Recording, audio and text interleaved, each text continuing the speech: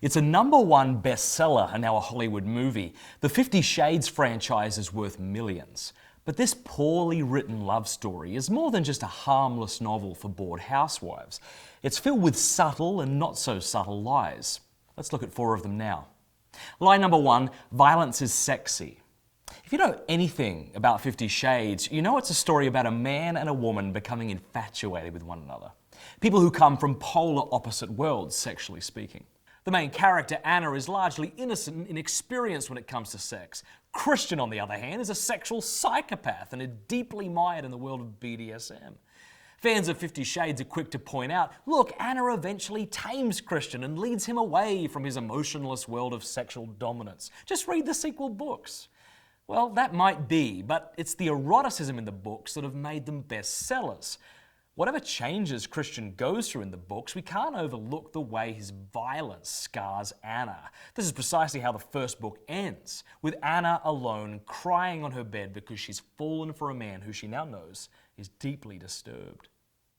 This is, sadly, the trend of all pornography, whether it be text, pictures, or videos. In fact, a study was done of the top-selling pornographic films, and when you add up all these scenes in these films, nearly 90% contain acts of physical aggression. And in most of these scenes, the women who receive the aggression portray themselves as enjoying being dominated and punished. Now, if someone were to respond, yes, but being dominated and threatened is much more exciting than faithful, boring marital sex, to me that's analogous to the meth head who thinks that normal, unhigh life is boring. In both cases, I just sort of want to extend sympathy. Lie #2, sexual brokenness is sexy. For many people, Christian Grey seems like the epitome of female fantasy. He worships the ground Anna walks on. He's unbelievably wealthy. But Christian is also terribly messed up, right? Sexually abused by a family friend starting at the age of 15. It was at that point that he started being in a dominant, submissive relationship with his mother's friend. A relationship he says has left him 50 shades of screwed up.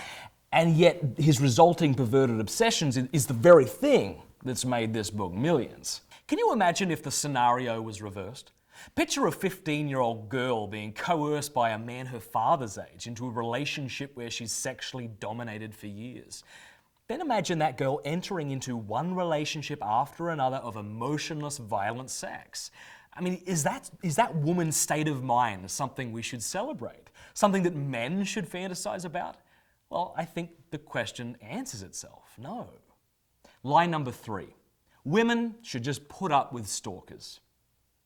Many of the advocates of these books will say, look how much Christian wants to be sure he has Anna's consent. This book isn't misogynistic because Anna gives full consent to him. First, we should point out, consenting to being degraded doesn't make being degraded any more cool, any more acceptable. Secondly, the book blurs the line between consent and control in the worst ways. In fact, there was an article published in the Journal of Women's Health showing that the character Anna is actually a victim of intimate partner violence. The study says the book shows emotional abuse is present in nearly every interaction the couple has, including elements of stalking and intimidation. At one point in the book, Anna actually says, quote, "Of course he knows where I live. What able cell phone tracking, helicopter owning stalker wouldn't?" Unquote.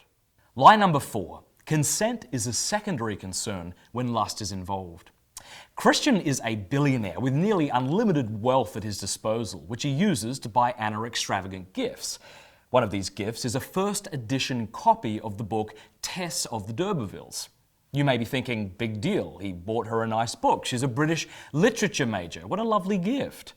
But it was the note that came with the book that's so disturbing. In his card to Anna, Christian writes, quote, "Why didn't you tell me there was danger? Why didn't you warn me? Ladies know what to guard against because they read novels that tell them of these tricks."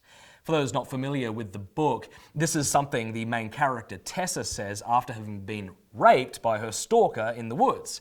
Right away, Anna recognizes the quote from the book, but doesn't really spell out its implications.